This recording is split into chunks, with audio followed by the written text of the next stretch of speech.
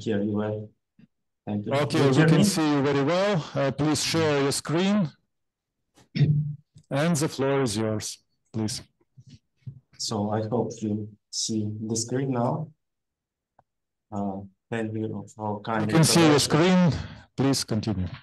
Okay, great. Thank you for the nice opportunity to give a talk here. So it's very pleasant to keep the level of communication in these hard times, especially being in Kharkiv and conducting research.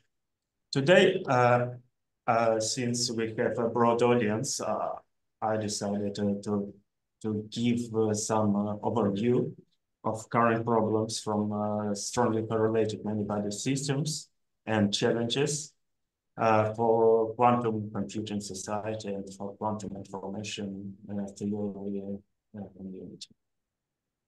Let me start from the basic question. What are the quantum computers good for? And if I had one, which purpose could it effectively solve, right? Usually advantages are seen to condensed matter physicists, which I'm currently. So these are quantum algorithms, sampling problems, cryptography for sure. But if you're doing some physical kind of hardcore problems related to condensed matter physics, do you start to think, are there existing challenges that quantum computer could solve very effectively in contrast to classical computers or supercomputers what we currently have? And the answer is yes, and I would like to mention a few of them. So the basic example what we have in mind are superconductors, and you know that the same goal is to find a superconductor, to design it in the way that it could have conducting properties at room temperature. That would result in the new technological revolution. Other than that, there are many fascinating phenomena related to magnetism, charge orbital ordering, metal insulator transitions, quantum critical points in condensed matter systems, and the universality laws. And if you start to look more precisely into the structure of these compounds in condensed matter, you realize that if you pick the elementary unit cell, for example, of the depicted superconductor, you immediately realize with all quantum mechanical degrees of freedom, even if you use so-called tie-binding approximation, no classical computer can describe exactly the many-body state of electrons of copper ions on the depicted elementary cell. And I'll just give some estimates on the next slides. But here I would like to mention a parallel to the neurobiology. So the famous birds by George Buch. If the human brain were so simple that we could understand it, we will be so simple that we couldn't. And this is parallel to situation with superconductors working at high temperatures. If the structure were so simple, then it wouldn't have so fascinating properties at high elevated temperatures. So the challenge is the following: to find and describe as much precise as possible these materials. And we go to basic principles, basic kind of models that could host these phenomena like magnetism, high temperature superconductivity, and other long-range ordered phenomena.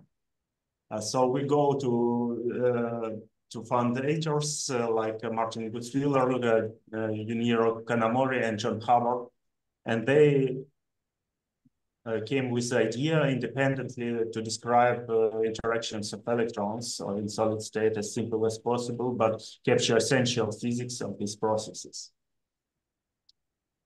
So the challenge was accepted, and this is the Hamiltonian function describing the most simple model that we could imagine for these compounds.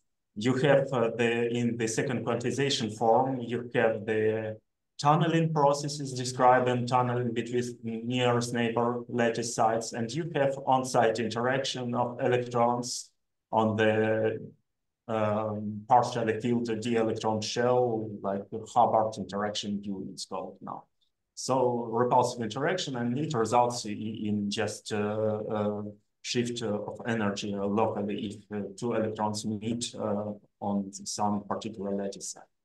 So when written, it astonishes by its simplicity, but the first impression is deceptive. I would say. But let me again come back to the systems that could be described by this toy model. So the history is that it describes, in particular, the first success of the Hubbard model was that in reality, it could explain why certain compounds like transition metal oxides like nickel oxide, vanadium oxide are insulators, in contrast to predictions of the band theory with partially filled conduction band. So these particular properties, insulating properties, were known since 1937, but actually only after construction of the Hubbard model and with works with the theory proposal appeared by Neville Mott and Rudolf Peirce. They suggested that interactions drive this insulating behavior. And only after construction of the Hubbard model, the picture became completely clear how it happens. So you have conduction band, then interaction drives the spreading of this band, and then the so-called Mott-Hubbard subbands are formed, and you have then the effective conduction gap in the material. So this is particular success of this theory. Another approaches that could describe, for example, magnetic ordering in these compounds. You start with traditional analytic approaches, and you start with perturbation theories, kind of, or effective approaches, Hartley-Fock. So you could start from the limit of small interaction strengths, then you start from the side of Landau-Fermi liquid approach, and then you have behavior and effective nesting of Brillouin zone at half filling when you have one particle per site on average. So you have antiferromagnetic behavior. Or you could start with the limit of strong interactions, and you work in the realm of U. You have localized states on each lattice side, and due to virtual tunneling processes, it becomes energetically favorable to fill the lattice in a checkerboard manner, and you arrive at the effective spin models like Heisenberg, Ising-like, or XXZ, depending on particular types of Hopin imbalance, interaction details. So, but effectively, you can construct even behavior of Néel temperature in the limit of small interactions, in the limit of large interaction strengths. But in between, there is a big challenge even to take this model and construct the phase diagram with the antiferromagnetic dome in the thermodynamic limit for three-dimensional material, so to say. And there is an issue how to connect these different regimes of from a liquid approach or starting from paramagnetic or antiparamagnetic mode insulator. Why this region is so important, except that there are difficulties to calculate exact behavior. So there are importance of quantum critical regimes, fluctuations. The D-wave superconductivity actually appears in this region if you dope with holes or electrons, this half-filled model. You have other particular important phenomena, orbital charge ordering, excitonic insulators. How to include these regimes? You include additional, for example, hopping processes to essentially capture D-wave superconducting behavior. Usually you add diagonal hopping on this particular element of your square relatives, and then you arrive at the effective behavior like in D-wave superconductors. If you have some additional orbital degrees of freedom, then you can arrive at excitonic insulators, particular magnetic behavior, orbital ordering, charge ordering with additional degrees of freedom like orbital and spin degrees of freedom in the Hubbard model. So rather rich physics appears upon inclusion of some additional processes or additional degrees of freedom in this Hubbard model. So let us just look at this, why we cannot use classical supercomputer. Maybe this is a bit basic slide, but I would like to show you kind of, you have spin 1/2 electrons, so spin up, spin down states, or qubit states. So in the Hubbard model, you can have also vacuum state on the lattice side representation, or you can have doubly occupied sites in this represent. So you have, if you have a one-side system, you have size of the Hilbert space just 4. When you have two sides, you have tensor product, so you have 4×4, so you have 16 states in total. And you can write already for two sides, it becomes the Hamiltonian, you see that it starts to have off-diagonal elements corresponding to tunneling amplitudes. But this is kind of basic metrics, and it requires 2 kilobytes of memory for computer, and it's negligible for us. And let's move further. So let's think about macroscopic systems consisting of like 1 million sites in one direction. But we understand that if you have 3-dimensional system, the object is already huge, just the number. Let us limit ourselves with 1,000 or maybe 1 million of lattice sites. Could we solve this problem? And we start to calculate the memory required for this particular model. And we realize in the end that we can have occupied 32 gigabytes of memory, and we can only describe the system 2 by 2 by 2. So the cube, 3-dimensional cube, and that's all already. You can add one side, but it's dimensionally due to dimensionality not feasible. So you could go for 3 by 3 by 3, but you run out of memory, so you face exponential scaling of the Hilbert space. So you could play with the model, and you can have use of conserved quantum numbers. You can apply more sophisticated algorithms like Lanchas algorithm, iterational. So you do not have to store the whole large sparse matrix of the Hamiltonian of the Hubbard model, but you can proceed further. But essentially, you can have the systems of 25 size, not 8 by 25, and that's all. You could think how long you should wait for the development of classical computers. And according to the Moore's law, that doesn't work already. and the development is slower of current classical computers. So you need to wait for 12 years to add one lattice site to your lattice problem described by the Hubbard model. So now you could have with the same level of supercomputers 26 to 27 lattice sites on the Hubbard model. So with brute force approach.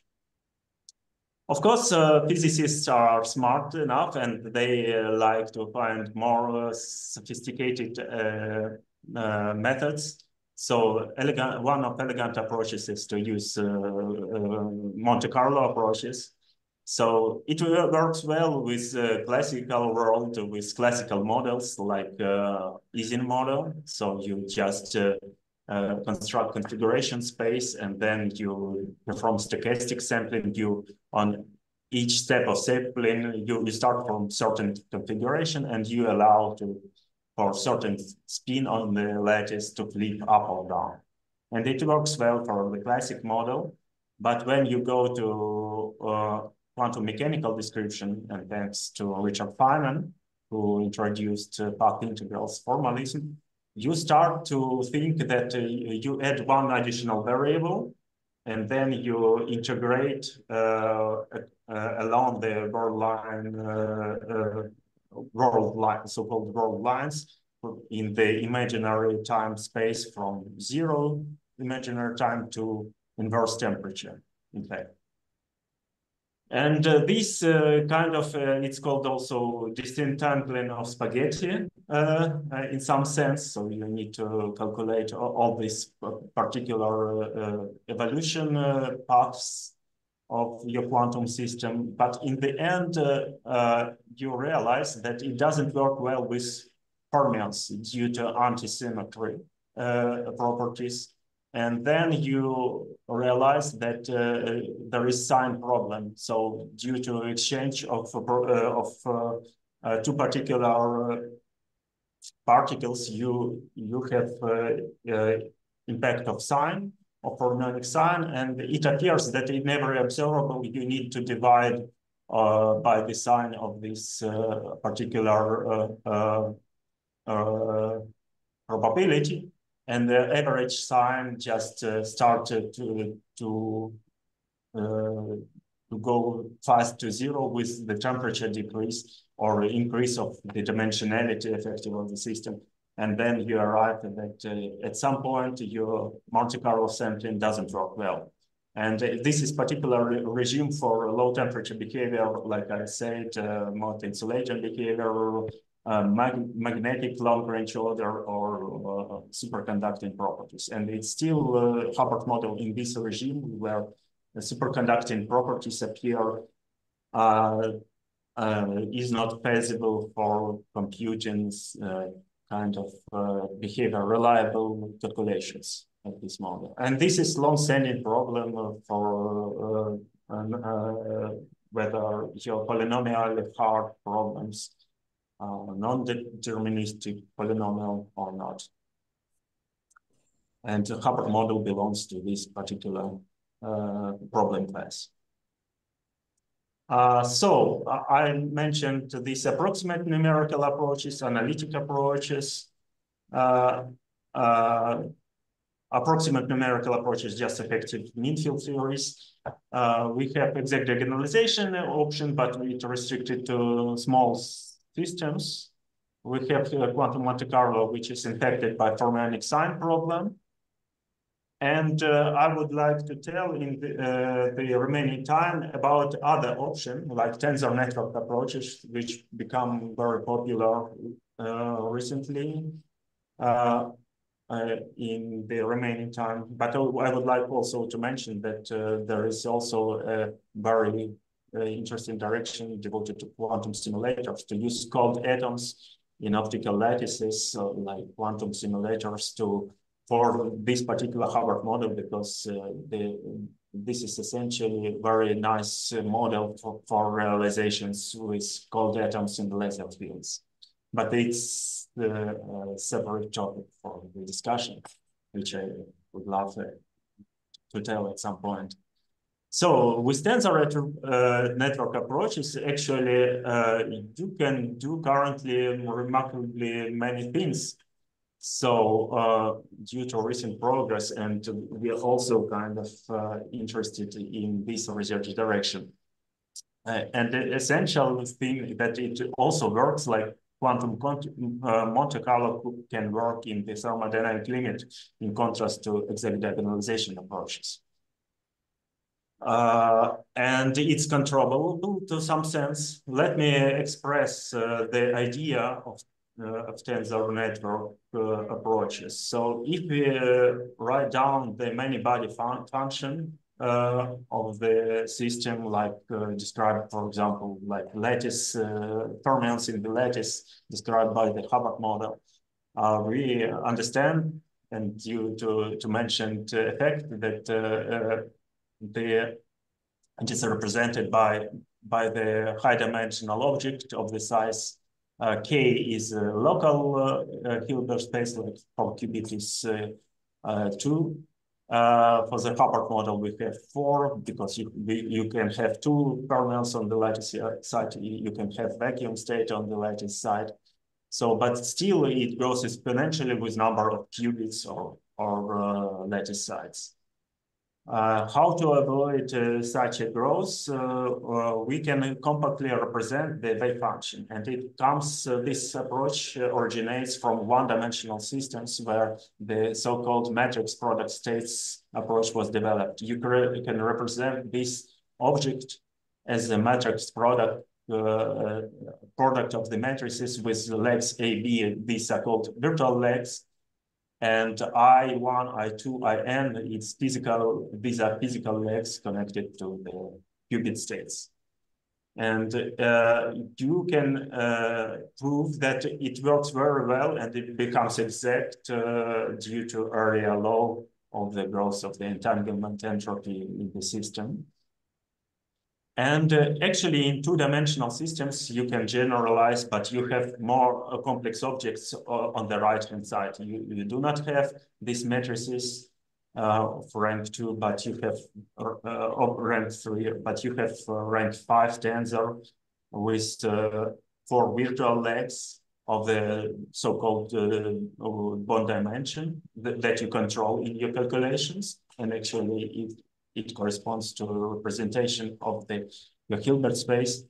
If you take the larger D, you have higher precision and you can control the accuracy of the approach, like you variationally calculate observables, you minimize energy and converge to the ground state.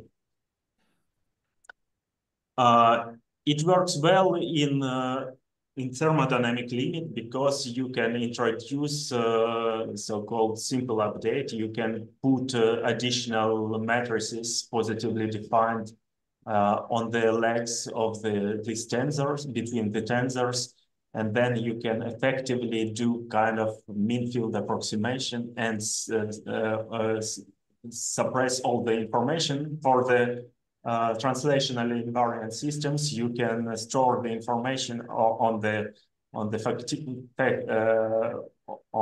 entanglement properties in these lambda matrices and the structure of these tensors. So you then effectively represent infinite dimensional system in this way if it's translationally invariant.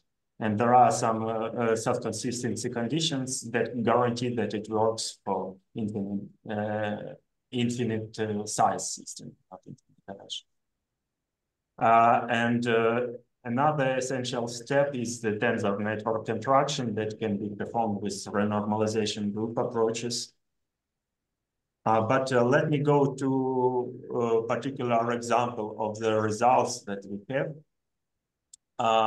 For example, for two-dimensional systems, how we can work for two-dimensional systems, we take not the Hubbard, but a related Heisenberg type model. When you have strong interaction in the Hubbard model, you can arrive at the Heisenberg model with 2 quantum spins interacting antiferromagnetically on the nearest neighbor lattice sides. J is the coupling constant between these 2 spins. And then you analyze this quantum model with your on the square lattice, for example. But here we took the hexagonal lattice because for hexagonal lattice there were no solid results from quantum Monte Carlo, for example. And we observed that actually we can, as a function of this size of the virtual legs, we can plot the observables like energy or magnetization. And we see that as a function of d, it decreases and we can extrapolate the value to the infinite d limit, so to the limit of infinite dimensional virtual legs. This can be performed with correlation lens analysis. There are scaling laws known for correlation lens, and we can, in fact, extrapolate to infinite values for the infinite size system thermodynamically. And it works well and agrees well with the predictions and even outperforms known approaches very well. So these are two-dimensional systems, but we are interested even in more challenging systems like 3 dimensions, actually. And then you arrive at even more complex structure of tensors. You have for cubic lattice, you have then rank 7 tensors on the cubic lattice. But still, and you have effective operators, evolution operators, which have more, these are tensors and these are evolution operators on this tensor network. But it works well, but previously it was shown that it works well for cubic lattice due to very large scale and for the leg dimension equals 3. So this is kind of very small. But we develop algorithm that it works for the larger bond dimensions. And this year performed this correlation lens analysis for 3-dimensional system on cubic lattice. So we have the same Heisenberg model and perform correlation lens analysis with more advanced technique when we map this 3-dimensional system to single layer tensor network, and this allowed us to proceed further and to increase the dimensionality to reliable values of this virtual leg dimension to 7. And we arrived at the results that look even slightly better that available by quantum Monte Carlo approaches. We have lower predictions. These are IPEPs, so-called infinite projected entangled page states approach. It predicts comparable results to QMC, state-of-the-art QMC approach, and magnetization agrees even very well with the existing results. So, and it has more flexibility because now this 3-dimensional approach could be applied for other lattice geometries in 3-dimensional systems like hexagonal, diamond lattice or others. So with this, I would like to come to conclusions that tensor network approaches are quite powerful, and essentially they can even be a kind of a solution to strongly correlated problems and can stimulate the development of quantum computers for the known problems from condensed matter physics. Tensor networks approaches, which we develop in our group, is not the only direction which we work on with our research projects here in Kharkiv. We also work with Bose-Einstein condensates, magnetism in high symmetric models like SU4 symmetric models realized with cold atoms in optical lattices. separate topic are strong correlations in cold gases, which can be used as quantum simulators, and we use different techniques, like mentioned here, including dynamic and mean-field theory approaches. We have some collaboration with a group from Tulane University, where we calculate spectral depths for these models, strongly correlated systems. And with this, I would like to thank also support from National Academy of Sciences, Ministry of Education and Science of Ukraine, National Research Foundation of Ukraine. And thank you for your attention. Thank you very much. Thank you, Professor Sotnikov. And now we have some time for questions, please. In Zoom, in our room. Other Dr. Yuri Mishchenko, please. I have a small question concerning the relation between the correlation length and the quantity E. I missed the meaning of this quantity. What is the definition of that quantity E on the previous slides? Okay, this is the ground state. Thank you. This is, I was fast in this. E is the ground state energy in the Heisenberg model, and there is no scaling from previous renormalization group approaches, how it scales with the correlation length.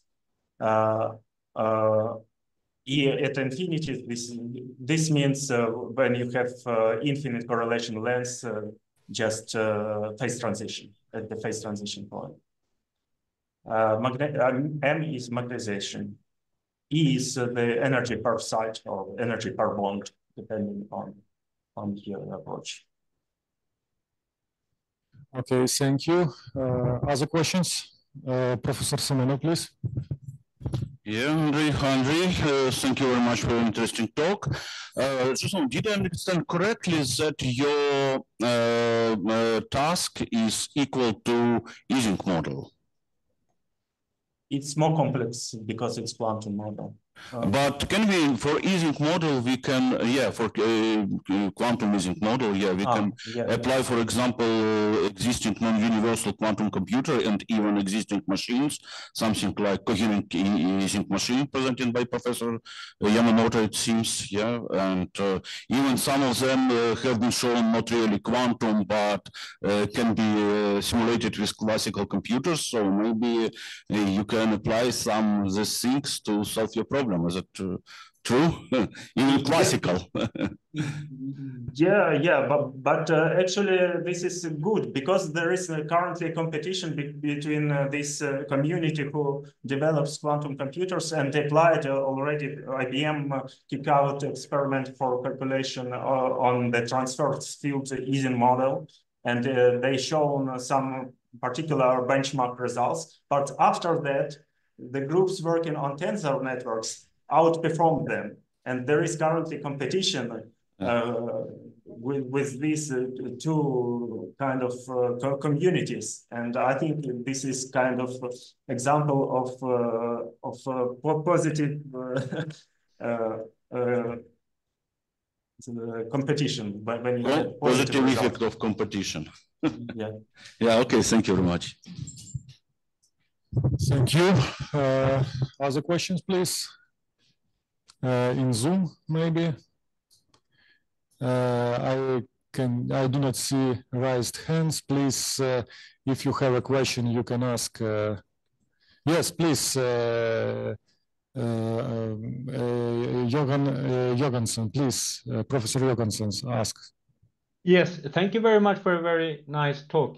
Regarding this last statement, how large of a quantum computer do you think you would need to compete with the tensor network classical calculations?